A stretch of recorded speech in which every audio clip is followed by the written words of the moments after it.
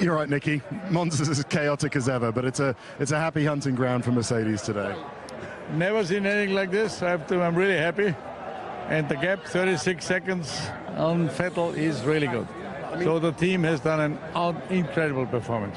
I mean, you needed to, before we get to Singapore, which you said was all yesterday, I think you were half joking, was an impossible to win. But it's going to be difficult for you. You needed to score maximum in Belgium and here, and you've done that. And now, Lewis, for me, the most important is 3 points ahead now. Yeah. You know why I say 3 points?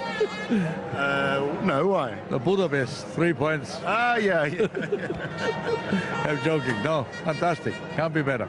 Okay. And yeah, he takes the lead of the championship. And well, do you feel that Mercedes have made a little step forward, or you think it's track specific? No, the outstanding performance here was in the end, after rain and whatever, like in Silverstone. I mean, here we were really flying, and we're the quickest team all around. So it was fantastic. Okay. See you in Singapore. Thank you. Toto, couldn't really have gone any better for you. Lewis is ahead in the championship now. Were you surprised by the margin of the victory over Ferrari?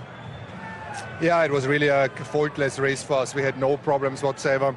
We were gently excited about our pace today, and straight from the get-go. So normally on paper, Singapore shouldn't be what Our Lady likes.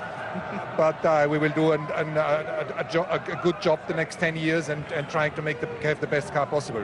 You have made this your track, haven't you? I mean, the Mercedes engine, the Mercedes team, you have made Monza your track since the hybrid era. You know, is that something you if you actually made a step forward, the competitiveness against Ferrari is also quite noticeable here. Whereas, do you think Ferrari has slipped behind, or is it just simply this is because you're a dominant track? I don't think so. When you look back 1 week, everybody expected Ferrari to be further behind because it's also a track that suits us, and they were giving us a really hard time. So with these new cars, I think it's about learning the lessons and understanding. And as much as Ferrari lacks answers today, we were lacking answers in some of the past races. And now let's look forward to Singapore and hopefully do a good job. The team, I know, obviously working very, very hard because street circuits and the slower circuits, if you like, doesn't suit the characteristics of Mercedes. What strides have you made to try to address that? Yeah, whatever characteristic means, we are not sure ourselves. We see some little deficits and we see some strong points. And now it's about ticking the boxes, understanding each of those topics, and then having the best possible car. Yeah. And I think one thing that's really important as well, it was fantastic seeing Lewis get that sort of pole position record yesterday. Brilliant performance he got today. But Valtteri, you got to be very happy for the team that he was able to deliver today. Yeah, after the start, it looked like, oh, this could be another difficult race, being overtaken by Kimi and behind the kids. And then he just made his way back and scored a fantastic second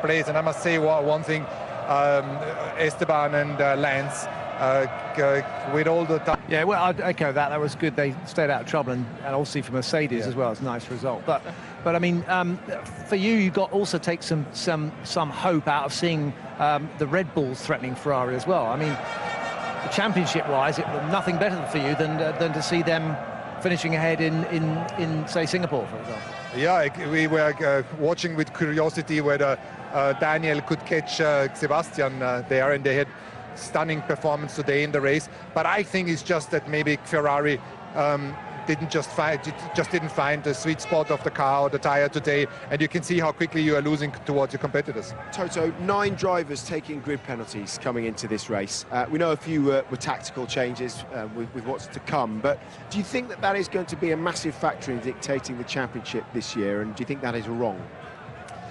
It could well be, because Red Bull did it for tactical reasons, so they will come with a very strong package to Singapore. And we have taken an engine early to have the performance gain, but towards the end, the engine is going to come to, is going to come to the end of his life. So, and with Ferrari, they're on the 4th turbo as well. So it could well be that we are taking some penalties. Getting some love from the Tifosi. I've got to say though, just as we finish off here, Toto, Nice to How be loved. big a moment do you think this is for the team back? This must be a huge boost because he's not led the championship yet this season. He's been playing catch-up all year, but to go ahead now with, 7 races to go must be a huge boost for everyone back in the factories. Yeah, you need to take every race at a time. I think it's important to optimize your car for every weekend and just do a faultless job, not look too much ahead, how many points you're in front or not, because it can change so quickly. Okay, thanks, Toto. Appreciate it. We'll let Thank you go you, guys. celebrate because that is the first back-to-back victory of this year. The fastest lap, DHL fastest lap, was Daniel Ricciardo, who went on that charge trying to chase Sebastian Vettel down 1:23.36, but it is Lewis Hamilton who has won the Italian Grand Prix.